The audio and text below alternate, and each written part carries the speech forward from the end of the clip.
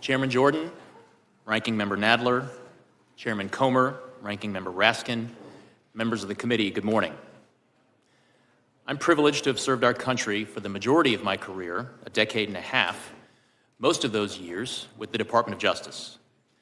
I have served as a line prosecutor, a supervisor, the Principal Associate Deputy Attorney General, a United States Attorney, and a Special Counsel.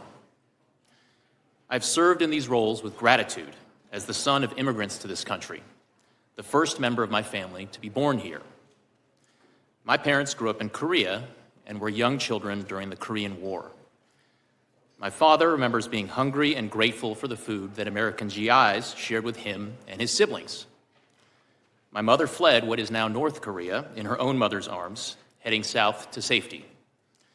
My parents eventually met, married, and came to the U.S., seeking a better life for themselves and for their children. Their lives and mine would have been very different were it not for this country. No matter the role, no matter the administration, I have applied the same standards and the same impartiality. My respect for the Justice Department and my commitment to this country are why I agreed to serve as special counsel when asked by the Attorney General. I resolved to do the work as I did all my work for the department, fairly, thoroughly, and professionally, with close attention to the policies and practices that govern department prosecutors. My team and I conducted a thorough, independent investigation. We identified evidence that the president willfully retained classified materials after the end of his vice presidency when he was a private citizen.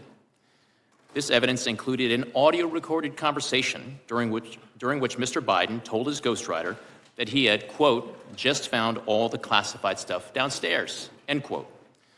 When Mr. Biden said this, he was a private citizen speaking to his ghostwriter in his private rental home in Virginia. We also identified other recorded conversations during which Mr. Biden read classified information aloud to his ghostwriter. We did not, however, identify evidence that rose to the level of proof beyond a reasonable doubt. Because the evidence fell short of that standard, I declined to recommend criminal charges against Mr. Biden. The department's regulations required me to write a confidential report explaining my decision to the Attorney General. I understood that my explanation about this case had to include rigorous, detailed, and thorough analysis. In other words, I needed to show my work, just as I would expect any prosecutor to show his or her work explaining the decision to prosecute or not. The need to show my work was especially strong here. The Attorney General had appointed me to investigate the actions of the Attorney General's boss, the sitting President of the United States.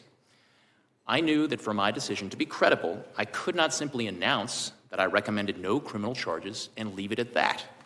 I needed to explain why. My report reflects my best effort to explain why I declined to recommend charging President Biden. I analyzed the evidence as prosecutors routinely do, by assessing its strengths and weaknesses, including by anticipating the ways in which the president's defense lawyers might poke holes in the government's case, if there were a trial, and seek to persuade jurors that the government could not prove his guilt beyond a reasonable doubt. There has been a lot of attention paid to language in the report about the president's memory, so let me say a few words about that. My task was to determine whether the president retained or disclosed national defense information willfully. That means knowingly and with the intent to do something the law forbids. I could not make that determination without assessing the president's state of mind.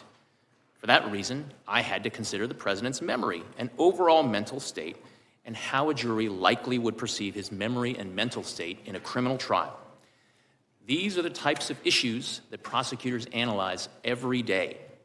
And because these issues were important to my ultimate decision, I had to include a discussion of them in my report to the Attorney General. The evidence and the president himself put his memory squarely at issue. We interviewed the president and asked him about his recorded statement, quote, I just found all the classified stuff downstairs, end quote. He told us that he didn't remember saying that to his ghostwriter.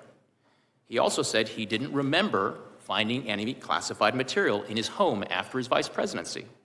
And he didn't remember anything about how classified documents about Afghanistan made their way into his garage. My assessment in the report about the relevance of the President's memory was necessary and accurate and fair. Most importantly, what I wrote is what I believe the evidence shows and what I expect jurors would perceive and believe.